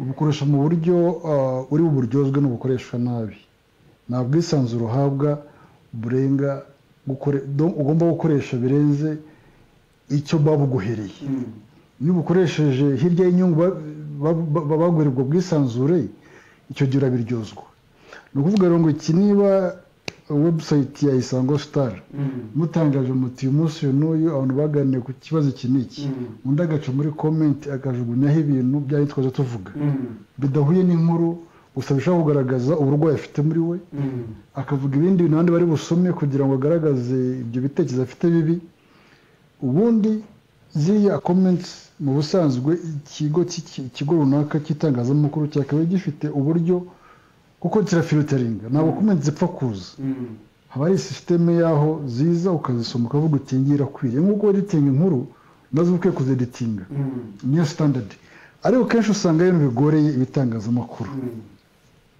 muri comments 10,000 kugira ngo uzazisome uvuge uti iyi ngiyi nitambuke iyi ngiyi inyange usanga hari ikibazo gikomeye cyane ubu byari ubunebwe bwa nyiri si ubunebwe n'ubushobozi nanone nabwo kuko nawe ni umuntu hari aho usoma gusoma comments 1000 ukagera ku 1500 zingahe urumva byonyine ni ari umunsi wose n'irindi joro niki gusa kandi bigasaba wenda niba ugiye kubikora ugire timu zitandukanye ayo nayo namikora agenda tukabona byo ibintu bikomeye twe mu cyifuzo cyacu tugomba kwigisha uburyo igihugu cyangwa se leta yatekereza uburyo ishyiraho ikintu kimeze nka media literacy kuko media literacy ni ikintu gikenewe cyane kuko ni nka solution dufite muri iyi minsi ya none ishobora gufasha abantu kuba bohituza bagenzi babo kugenzurana hagati yacu uyu munsi nasoma ikintu na positive ngahita nkihakana navuga icyo kintu usomye kiragatsindwa n'Imana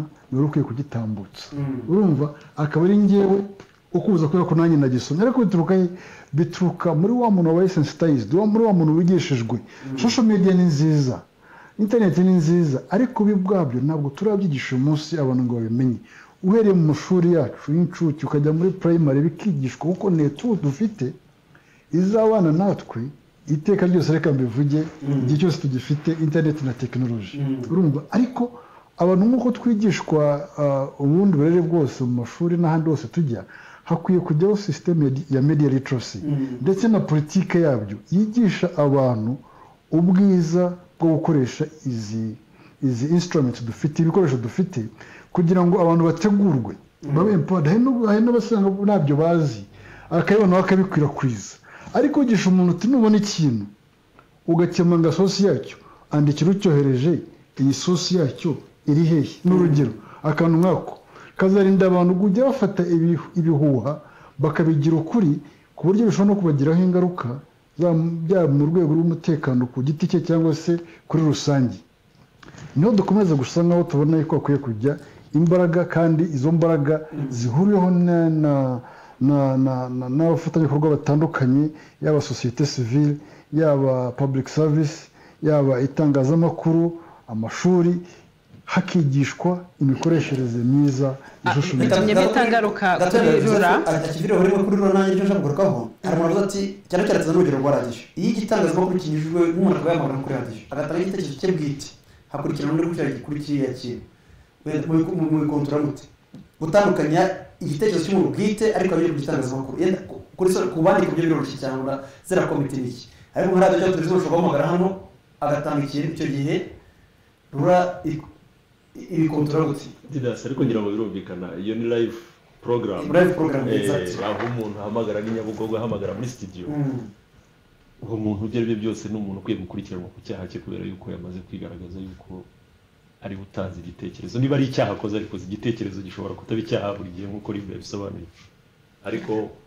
ntabwo ukwiye kukivuga ngo ni icya Isango Star ari mu kiganiro noneho ni ikiganiro ni ikiganiro ubwacyo nta kosa rifite sibyo ikiganiro nta kosa rifite ariko wahamagaye wenda turi bagende mu kiganiro nta gitekerezo cyanjye kuko biri mu buryo ushobora gushinga n'abandi bakora ariko nta gitekerezo cyanjye icyo gihe yenda kirimo ikibazo ariko muri ibi bintu kugira ngo umuntu ukinyohereje wenda bya bindi ariko wenda tereka tumutegereze araza guhamagara wenda niba ari byatekereje hari ikintu nashaka kugarukaho ahubwo dukurikije ibyo Mugisha yavuze ati ibibazo biragenda inkuru zirazunguruka abantu ntabwo bafite umenye buhagije twese bungana kugira ngo tubashe kwicagurira amenye ngo iki ni igihuha kuko nasomye imbuga izi n'izi nabonye amakuru cyangwa umuyobozi runaka yabivuze hari n'igihe mba ntabizi kinguyeho mbere nkavuga media ivuze ko ubwo nibyo aba baturage bare expose akonsoma byose rimwe rimwe ashaka no kumuyobya atabizi kuko yabibonye gutyo ese ubu ngubu tuvuge ko batakeneye kirengera wenda tubaze nkarura mubona tudakeneye kirengera twe dukonsoma ibyo bintu rimwe rimwe ashaka kutwangiza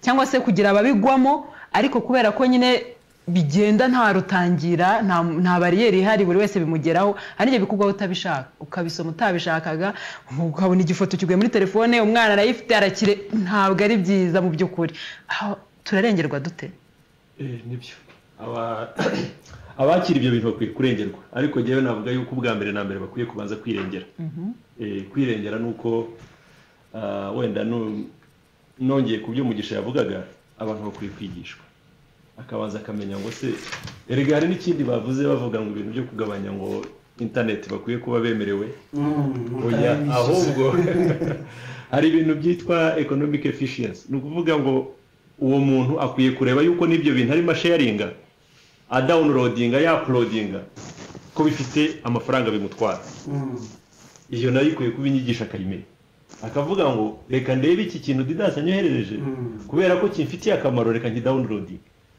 nta kidownloading arabizi neza ko amafaranga agenda ibyo nabyo bakwiye kubyigishwa ni ukuvuga ngo igihugu cyashatse ko abantu bose bagira internet cyangwa se internet igera mu gihugu hose ariko dukwiye kwigishwa uburyo dukwiye kuyikoresha kugira ngo itaza kutubera ikibazo ibyo rero ana yabazaga bijyanye no kurengerwa nibyo bakwiye kurengerwa ni nayo mpamvu amategeko ahari hari umuntu wibaza uyu munsi akoresha WhatsApp cyangwa akoresha Facebook akibaza ko nta mategeko ahari aza kuzamukurikirana ku byo yatangaje amategeko arahari amategeko arahari ahubwo agenda afata buri kimwe cyose ukwacyo bitewe n'ibimenyetso byacyo bitewe na characteristics zacyo rero nicyo igihugu cyakoze cyo kurengera abo bantu gishyiraho izo garde fous z'amategeko kugira ngo buri wese agire uko aza kubibazwa cyane ko no kwirengera kwe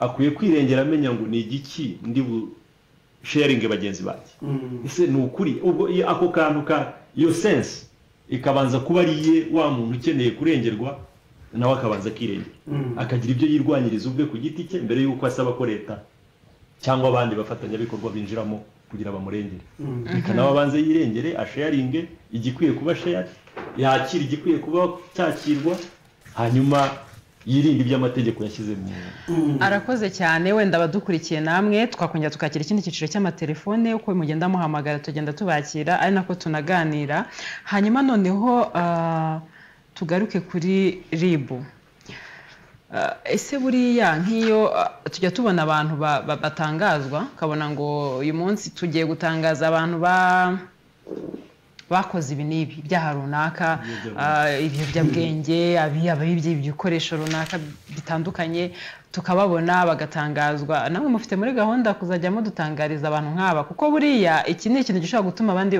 twabajije polisi tuti kuki bari abantu mwaduhamagara bikiri wabo kuki muduhamagara ngo tuze kubareba kuki imitangazamakuru ribatanga turiko tugira ngo abantu bamenye ko icyaha ari icyaha abantu bagikurikirana ndetse habeho n'ingamba zo kugikumira hanyuma nkavuga nti ni ryari tuzabona abantu bavuga bati uyu munsi haramurikwa abantu bakoze ibyaha binyuze ku mbuga nkoranyambaga byaba bito byaba binini byaba n'ibikomeye murakoze navuga ko ntabwo navuga ngo hari umunsi uyu n'uyu kuko bisanzwe bikorwa ubugenzacyaha iyo bibonye ko ari ngombwa ko abaturarwanda bamenyeshwa ibirimo gukorwa kuko bafite inshingano yo kubona amakuru nanone twakira gato mu bandi bari kuri telefone batatu tugana ku musozo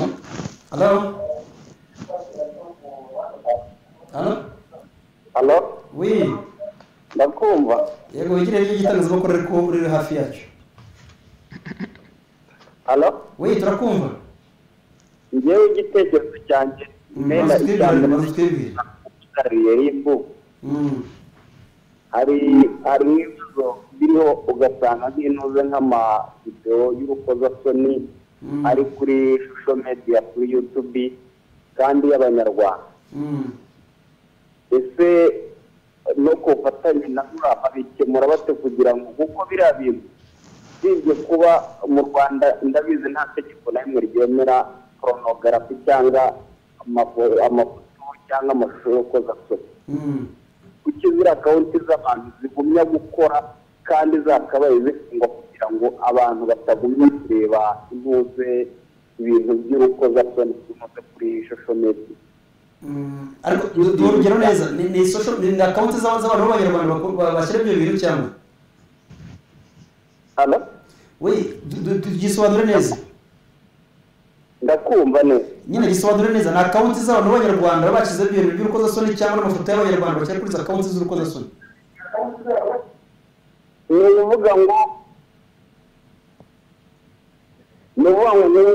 nk'urugero ushobora kwandikamo nk'umunyarwandakazi runaka warangiza wakandikamo ukabonamo urutonde rw'abanyarwandakazi kandi babaye abasitari kubera ibyo by'urukozasoni okay yenda navuga muri abo uretse ko nanone n'abamubangamiye ariko barahari kandi twese turaziranye namwe. urakoze cyane ntumutubwire abantu bashobora postinga amafoto yabo y'ukoza soni ari n'abasitari buriya icyo bashaka kugarukaho cyane. hari abana babiri kuri telefone batwakira kugira ngo tugaruke umuntu wari bakomeze ku bitekerezo batangaga.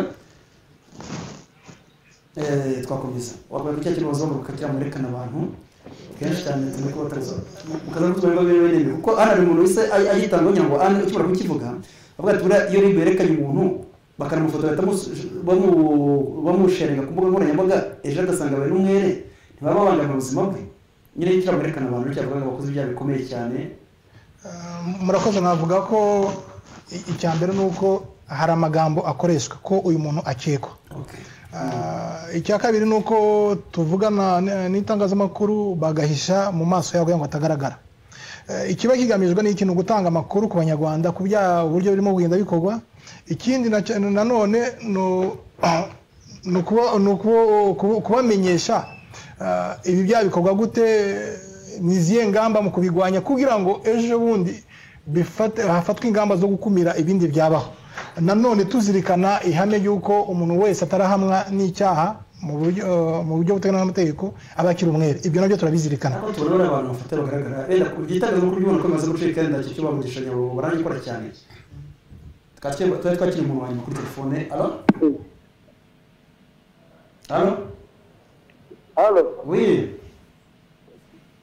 Kadenesi muvugana. Yego Kadenesi. Ndewe na Denise ndashaka kubaza. Ndashaka kubaza kugeza na social media wenda iradufasha nk'urubyiruko cyangwa n'abantu bakurira bo iradufasha. Ariko ndashaka kubaza kugeza no gupostinga lisitene yawe cyo ko ukabona umuntu bashyize ifoto y'igisiga kandi ari umuntu wenda ubona mu maso uzi. Ariko se mujya mubasha kugira ubushobozi cyangwa se n'ububasha bwo gukurikirana umuntu abasha gupostinga ibintu bishobora kuba byatesha umuntu agaciro no kuba bitakubaka sosiyete nyarwanda. Ikindi nshaka kubaza kuba umuntu yajya ahantu barimo gukora ibintu wenda bitumvikana ariko ugashaka kupostinga ku rubuga nkoranyambaga ukabifotora ariko akaba ari umuntu ushobora kwaka telefone. Ese byari uburenganzira bwo wa muntu w'umunyamakuru utari uw'umwuga ariko ushobora gutanga amakuru yubaka igihugu. Muze kugisobanura. Arakoze cyane wenda twabareka mu gasozi kimwe mugiye kuvuga nyuma nkagaruka kuko nari ngiye kubaza umugisha. Nsubire ku bintu ari kibazo kitigeze gisubizwa cy'umuntu wabaje kubyerekeye accident ngo bagatanga imibare y'abapfuye ikaza itandukanye n'iya police. Nuko polisi cyangwa se ubugenzacyaha ngo butangaze umubare w'abapfuye nuko biba byemejwe na muganga.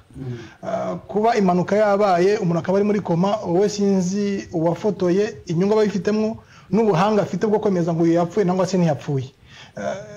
Icyo dusaba abatwumva abadukurikirana nuko umuntu avuga ngo ibyo ngiye gukora biramarira iki ababibona n'ababisoma. Niziye nyuma umunyamakuru we birumvikana rwose rwara amategeko n'amabwiriza bigenga. Ndavuga ko kuri wa muturage imodoka runaka yenda nagiye kuvuga izina hagaze ku imodoka runaka igeze mu majyaruguru ikoza accident none yimo wese bafotora postinze. Umunyamakuru nawe bibera ikibazo ku baturage tubona bikora cyane. Nibyo mvuga no kwirinda ko umuntu yazakurikirana icyaha cyo kwamamaza ibihuha bashaka kubihanirwa kuko nimba uvuze ngo imodoka runaka kwastere irahirimye abantu bose bari barimo bose barapfuye kandi nta gihamya ko bapfuye. Ubwo urabizi ko utigeze batwara kwa muganga ngo muganga yemeze ko abo bantu bapfuye.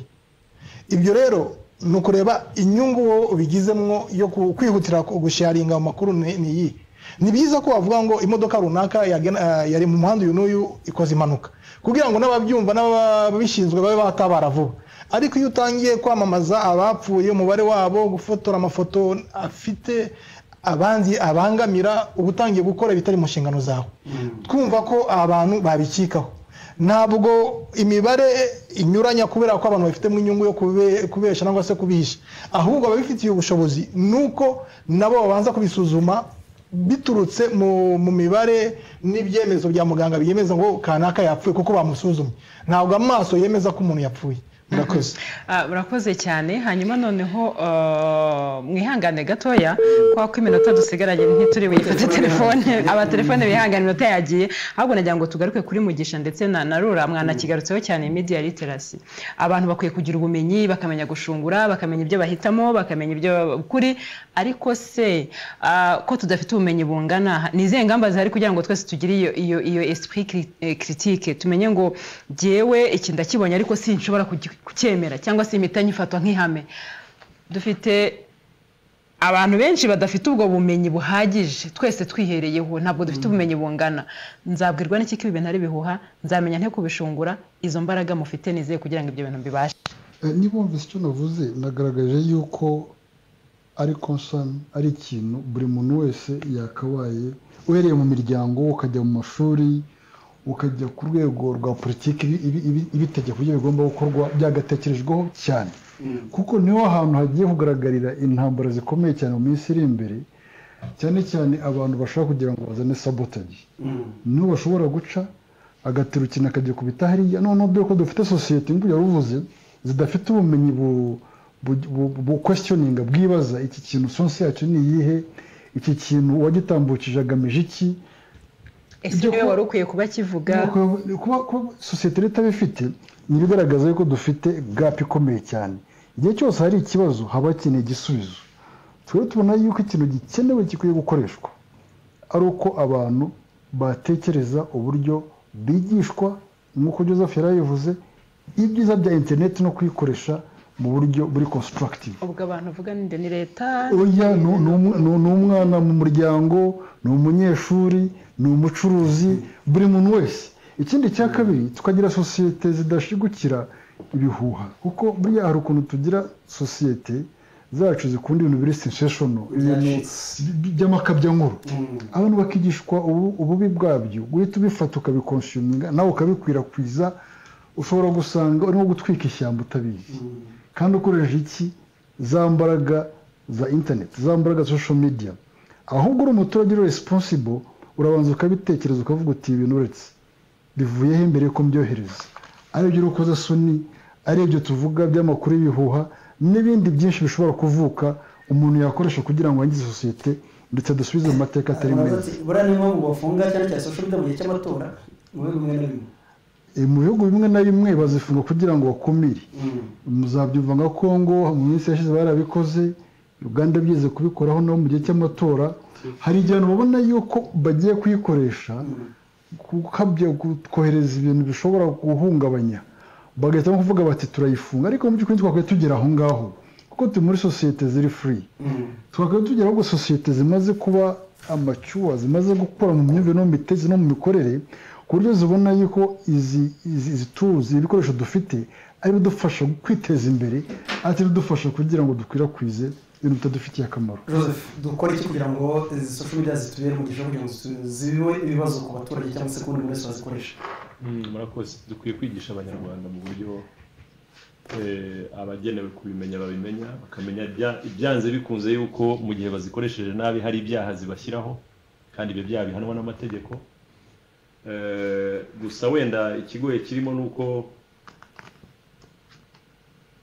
ubwo ni buri munyarwanda kuko hari n'abana batoya bafata telefone z'ababyeyi bagatangira kumva ko bari busharinge some video and audio ku nshuti zabo ntoya zandi bangana ariko icyiza tugira nk'abanyarwanda nuko tuvuga ururimi rumwe. Buriya message twatanga yigisha abanyarwanda ibabwira yuko bakwiye kwitondera ibi bintu ibyo basharinga bagomba kubanza bakabireba. Ibyo nibaza yuko biri mu bimwe mu byo dushinzwe gukora igihe cyose iyo turimo twigisha abantu ibyo bitondera kubera ko internet ibyo yatuzaniye byiza nibyo byinshi ariko iyo tubikoresheje nabi hari igihe bishobora kutugiraho ikibazo urugero n'urwunguko. Hanyuma tuzatangira tubigana ku musozo bati hari umuntu afata ifoto y'umuntu akayihindane tuze nka karikatire mu itangazamakuru ariko cyazaza katuze ko umuntu afata ifoto y'umuntu igice kimwe gatari indi igice gikurikira kandi ugasanga urimo kubisharika cyane kandi ugasanga iki kimonso kindi cyane igice kimwe ahandi yari tukuje yagize ku igice cy'indi gipande ibyo nabyo biri mu nshingano zanyu cyangwa bagikorera muri ribu yakurikiranwa kuko gutangaza amashusho cyangwa se amajwi mu buryo buhabanye n'uburyo yafashwemo n'icyaha. se ntitwabashimira twaganiriye ibibazo bigaruka ni byinshi abantu baracyohereza n'ubu butumwa ariko kandi nanone haruvuze ati tugisoreze mbariza mu gishuti ko hari ibinyamakuru biri online bitangaza ibihuha inkuru aho usanga titre ya content titre na content bidahura akenshi bagamije ubucuruzi bubera kuri izo mbuga online media uti mukora iki mumaze guhana bangahe kubikoreshwa nabi ry'izi mboga ahanini rinaterwa no kuba ntabahanirwa ibyo batakoze neza. nize kubivugaho gukoresha muri ethique of journalism ukoresha inkuru nkabya nkuru waba ukoresha titles ugamije kugira ngo ushiture abantu baze basome cya kintu ariko babona bagasanga nta kintu kirimo. Buriya muri system ya self regulation wundi wagisomye niwe wa mbere guhita amucyaha burya umuntu cyashywe n'uwamusomye aba afite imbaraga zimubwira ziti ibyo ukoze ntabwo uri umunyamwuga ibyo ukoze bikwiye guhanwa bikwiye guhabwa akato ntihagire uzongera no gusura website. Tubonye society ishobora gutangira kuatakinga media iri muri bene iyo business tukaba tugeze ku rwego rushimishije. Aba kabiri n'abahereza ubucuruzi n'abahereza business bashingiye kuri traffic akabona ati kubera ko nabikoze nacuruje ibihuha so nimbijyanira urugero entreprise Rwibutso Nyirangarama ariboneye ko mfite audience abo nabo bakagerageje kujya wenda batubaza tukajya inama niba koko uwo muntu besides traffic niba iyo traffic iri genuine iva mu bintu bizima idaturuka mu bintu by'amakabya nkuru mbese hakaba gukorana kw'inzego bishobora kudufasha kugira ngo ingeso tuyice naho ubundi turabizi irahari aho duhamagara turabahamagara bamwe twarabahannye ariko nyine ni ibintu bisaba yuko abantu bose dufatanya. Mugisha arakoze cyane dusoza reka dusabe ribu mwavuze muti buri munyarwanda wese yemerewe gutanga amakuru akavuga icyo abonye kitameze neza kikaba cyanakurikiranwa mwatanga nimero abantu bashaka kwifashisha. Murakoze hari n'uwigeze abaza ngo ese mu turere hari ribu navuga ko usibye no mu turere no ku mirenge dufite za station za ribu aho tuba dufite abagenzacyaha ku buryo aho umuntu yatanga amakuru hamwegere hose hari umugenzacyaha umwakira tukagira na za telefone zitandukanye navuga ko yahamagara kuri 166 agatanga amakuru nangwa se kuri 2040 ni hotline yatanga amakuru tukaba twayakurikira murakoze. Abakeneye kugira rero ibindi mwasobanuza cyangwa amakuru mwatanga ubwo mwahamagara ku 166 cyangwa se 2040 aho se bakabakira reka dushimira abatumirwa bacu. Dushimira tumirwa rero ariko duhabanza no gushimira abadukurikiye kuburya no dukorera cyane bya byose aho twabwiye n'ikoreshwa ry'imboga nkoranyambaga murazikoresha umunsi ku wundi bose ubwo buri munsi ariko mu kuzikoresha mugomba kumenya ko amategeko agiye imikoreshereze izi mbuga ukamenya gushungura ukamenya ibigufitiye akamaro ukamenya ibitakwangiza ariko kandi ibitakwangiza abandi. Reka dushimire Bwana Richard Yaremye akaba ari umuyobozi ushinzwe kurwanya ibyaha muri ribu wakoze cyane dushimire cyane dushimire kandi Joseph Nyiringabo akaba ashinzwe ibijyanye no gutanga impushya ndetse no gukurikirana ibitangazamakuru bitandukanye. Murakoze cyane mwakoze kwitabira rero tunashimira Emmanuel Mugisha mwebwe nanjye kumwabo sinzi niba turi bumushimira ariko turamushimira ko yaje mu kiganiro nubwo ari inshingano zabo za buri munsi kudukebura no kutuba hafi. Mwakoze kwitabira ikiganiro dushimire namwe abadukurikiye abaduha ibitekerezo ababitanze tukaba tutabitambukije mutubabarire umwanya ntutwemerera kuko nyine tuba dufite igihe kibazo. Dushimire ikigo tekinike twabonye rero tunashimira by'umwihariko umureferanse wari uri kuyoboza kino kiganiro ndetse n'uwadufatiye amashusho mwabonye meza cyane umwana w'umukobwa uranga Clementine yego cyane ikimukiza amakuru. Urubuga rw'itangazamakuru ni ikiganiro gicukumbura amwe mu makuru yatangajwe mu binyamakuru binyuranye mu Rwanda no hakurya y'amazi. Uru ni urubuga abanyamakuru batangiramo ibitekerezo hagamijwe gukora itangazamakuru byubaka. Urubuga rw'itangazamakuru